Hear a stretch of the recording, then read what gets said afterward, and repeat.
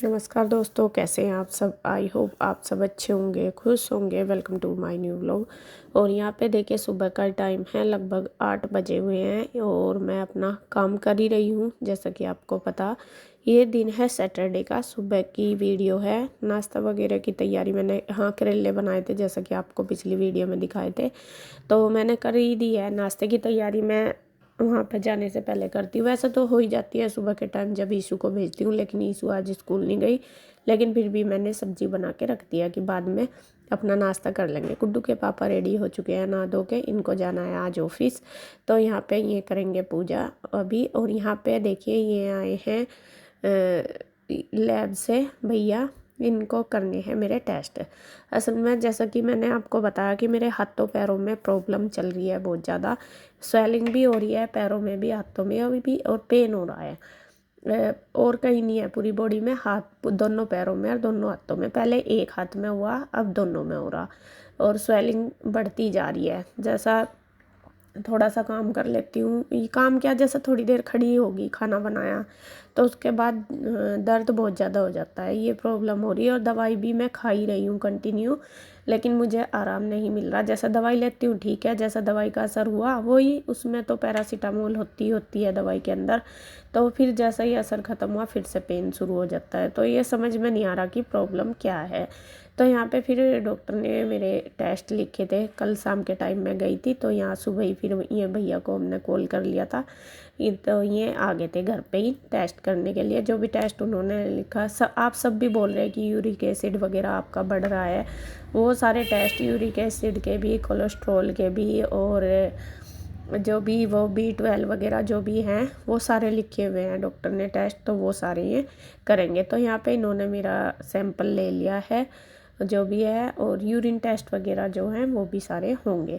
तो सुबह ये खाली पेट ही होते हैं टेस्ट। और रात मेरी बात होगी 3 भैया से, तो इन्होंने बोला था कि सुबह ही होंगे और मैं सुबह ही आ जाऊँगा घर पे।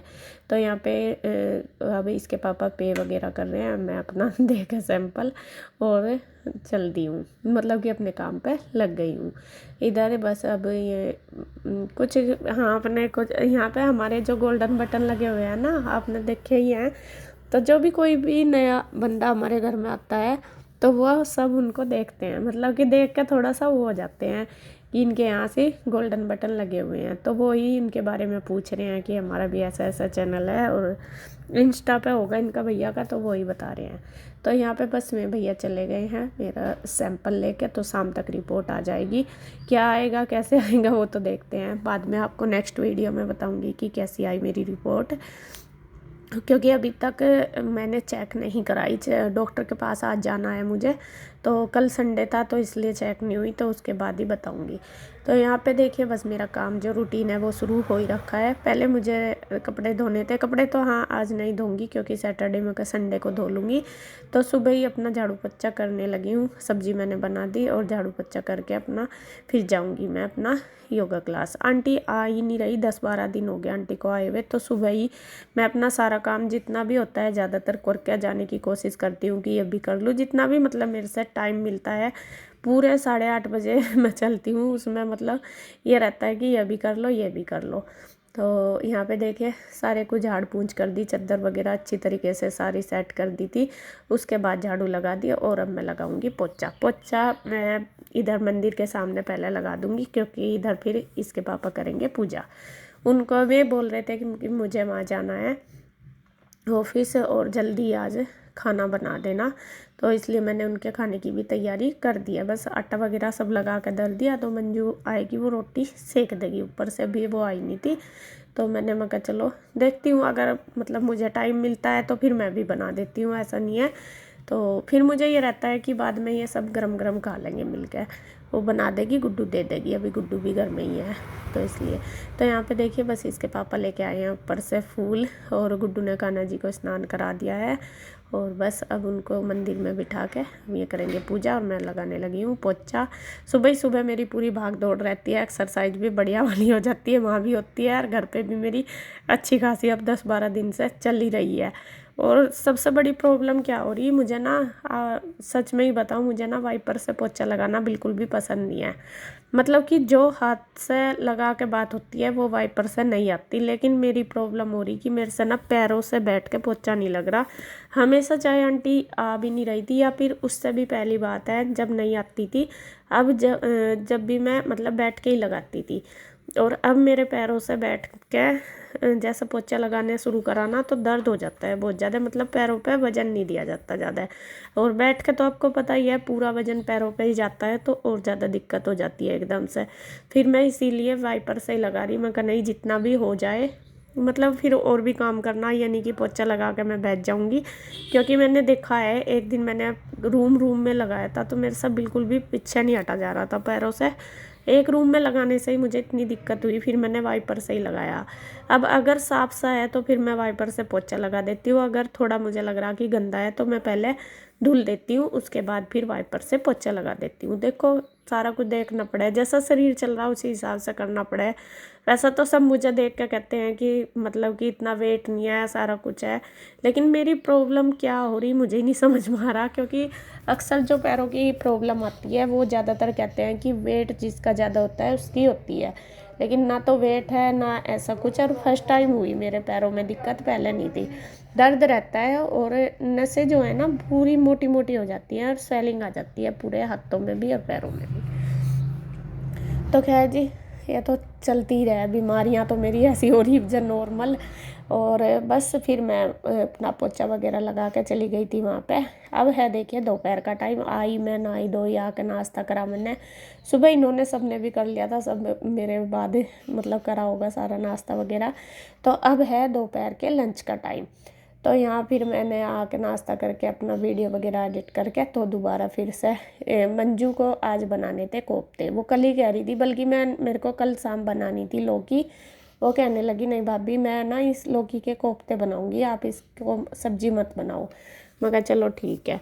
तो यहाँ पे वो कोफ्तों की तैयारी कर रही और मतलब लौकी कद्दूकस कर रही। इधर गुड्डू भी आ गए। गुड्डू पहले ना मैं अंदर वीडियो एडिट कर रही थी तो गुड्डू तब तक अपनी चाची की हेल्प करा रही थी, जो टमाटर वगैरह प्याज वो उसने पीस दिए। फिर मैं भी फ्री हो गई थी तो मैं आ गई थी। और यहाँ पे अब बस मैं भी हेल्प करवा दूँगी, तब तक वो लौकी कस देगी। इधर मैंने चावलों का पानी रख दिया है, उसके बाद वो लौकी कस कर जो उसमें डालना। वैसा तो मुझे आते हैं बनाने, ऐसा नहीं कि आते नहीं है, बनाए कम है। बहुत पहले मैंने बनाए थे कोफ्ते, एक या दो बार ही बनाए, बहुत पहले बनाए, मतलब कि 2-3-4 साल पहले बनाए होंगे। और खाए तो हैं कई बार, मेरी मम्मी भी बहुत बनाती थी कोफ्ते, भाभी भी बनाती है। लेकिन यहाँ पे ना ये बच्चे नहीं खाते, गुड्डू के पापा भी ज़्यादा पसंद नहीं करते, तो इसलिए मैं कम बनाती हूँ। तो यहाँ पे देखते हैं आज मंजू की नई रेसिपी है, मतलब नए तरीके से वो कैसा बनाएगी तो कैसा पसंद आएंगे। तो यहाँ पे आज वो बना रही है मलाई कोफ्ता। और मलाई वगैरह सब रखी है, घर की है, तो उसने सारा सामान इकट्ठा कर लिया। प्याज वगैरह गुड्डू ने पीस कर तैयार कर दी। यहाँ से ख़त्म हो रहा था मेरे पास धनिया पाउडर। तो धनिया पाउडर था नहीं, मतलब धनिया तो था लेकिन मैंने पाउडर पीसा नहीं था, वो मुझे ध्यान नहीं रहा कि है या नहीं। तो फिर यहाँ पे मंजू कहने लगी कि भाभी मुझे धनिया पाउडर तो सब्जी में डालना ही, अच्छा टेस्ट आता है और आप वो कर दो। तो फिर मैंने ये जार वगैरह सारा खाली करा, सुखाया धोया, फिर मैंने उसका धनिया का पाउडर बना कर दिया। मगर भाई कई बार ऐसा होता है सब्जी में जो चीज़ अगर मतलब एक चीज़ भी हमारे से रह जाती है ना तो हमें ये लगता है कि अगर वो डल जाती तो ज़्यादा अच्छा होता। तो फिर मैंने सोचा धनिया भी यार पीसना ही अब नहीं, अगले टाइम भी चाहिएगा, तो मैं कहा चलो कर लेती हूँ। इधर मैं धनिया पत्ती वगैरह भी तोड़ रही हूँ, उसकी भी मैं चटनी बना के रखूँगी।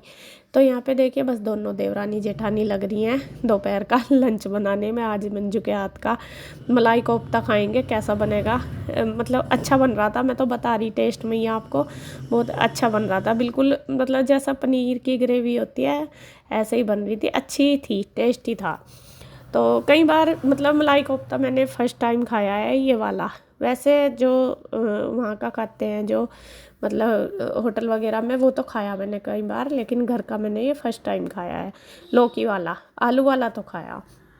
तो यहाँ पे बस क्योंकि नहीं जैसा मैं हूँ मेरे यहाँ पे कुछ और रेसिपी बनती है, मंजू के घर पे कुछ और बनती है, ऐसा होता है ना। तो तो इनके यहाँ बनता होगा तो वो इसी तरीके से बनाती है। और मंजू को शौक़ भी है खाना वगैरह बनाने का, मतलब कि सब्ज़ी अलग अलग बनाने की थोड़ा इसको शौक़ है। तो यहाँ पे बस वो कल से कह ही रही थी कि मैं बनाऊँगी, मैं कहा चलो बना दो। और इतना टाइम लगता है, मैं अपना चुटर पुटर ये ठा वो धर ये कर वो कर, फिर मैं इसी में ही लग रही थी। इधर बस मैंने उसको सारा सामान दे दिया, वो अपना उसका कोफ्तों का जो बैटर है वो बना के तैयार कर देगी अपने हिसाब से सारा कुछ। और इधर मैंने कढ़ाई रख लिया है, कढ़ाई में डाल दिया तेल, और अब मैं ये कोफ्ते सेक दूंगी।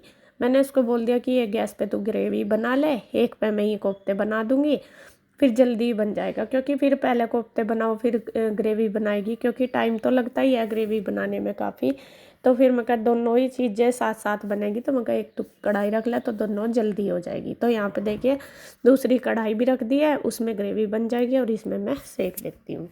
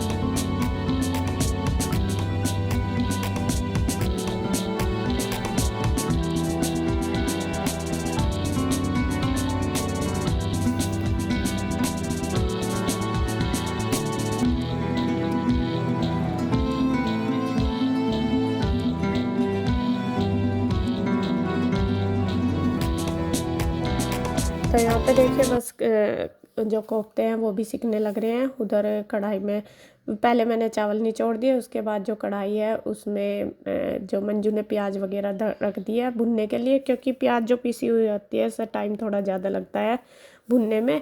और फिर मैं वो धनिया जैसा बता रही थी, धनिया पाउडर वगैरह वो पीसने लगी, तो बीच में उसने उतार दिया, डाल दिए मैंने नहीं थे लेकिन बीच में उतार दिए उसने। तो यहाँ पे देखिए दोनों अपना बना लगी। और फिर बस हमने चावल बन गए थे, कोफ्ते की सब्ज़ी बन गई थी, फिर बनाई थी रोटी, और फिर सबने खाया था बैठ के खाना। और कभी कभी नई रेसिपी खाते हैं तो अच्छी लगती है, ऐसा नहीं है कि भाई खाते नहीं। वैसे तो मैं बच्चों की भी बताऊँ कि सारी चीज़ें ही खा लेते हैं बच्चे भी हमारे, ये नहीं है कि खाते नहीं, ज़्यादा नहीं कम खा लेते हैं।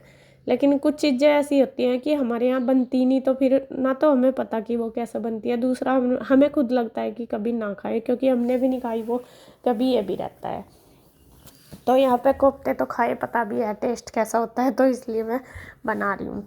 तो यहाँ पे देखिए बस दोनों अपना लग रहे हैं, धनिया वगैरह पीस के मैंने सारा मसाला तैयार करके उसको दे दिया, वो अपना ग्रेवी बना देगी। इधर मैं सेकने लग रही, तो जल्दी जल्दी से दोनों सारा कर लेते हैं काम। तो बस जी आज की वीडियो में इतना ही। आपको अभी मैंने बल्कि लास्ट में नहीं दिखा पाई बनाते हुए, असल में पता नहीं तो फ़ोन डाउन हो गया वो या क्या हुआ, फ़ोन लग ही रहा था शायद, तो उस पर हमने ध्यान नहीं दिया, तो आगे की जो वीडियो है वो शूट नहीं हुई। शायद मुझे लग रहा था कि वीडियो सॉरी इसकी बैटरी डाउन हो गई थी, वैसे स्टैंड पे ही लग रहा था, लेकिन पता नहीं चला। तो इसलिए आगे की जो रेसिपी है वो मैं आपके साथ शेयर नहीं कर पाई। बस ये है कि जो ग्रेवी है वो बन गई थी बिल्कुल जैसे पनीर की बनाते हैं सेम तरीके से, उसमें मलाई वगैरह डाल के उसने पका दी थी। फिर ये जो कोफ्ते हैं वो उसके अंदर कर दिए थे मिक्स, तो टेस्टी बनी थी चावलों के साथ, तो बहुत टेस्टी लगी थी ये वाली रेसिपी। तो आप भी एक बार ट्राई करना, जैसे ये मंजू ने बनाई इसी तरीके से, तो वो अच्छी बनी है। तो यहाँ पे आपको आज की रेसिपी कैसी लगी कमेंट करके ज़रूर बताना। तो मिलते हैं एक और नई वीडियो के साथ, तब तक के लिए बाय बाय, राधे राधे। गुड्डू बादल हो।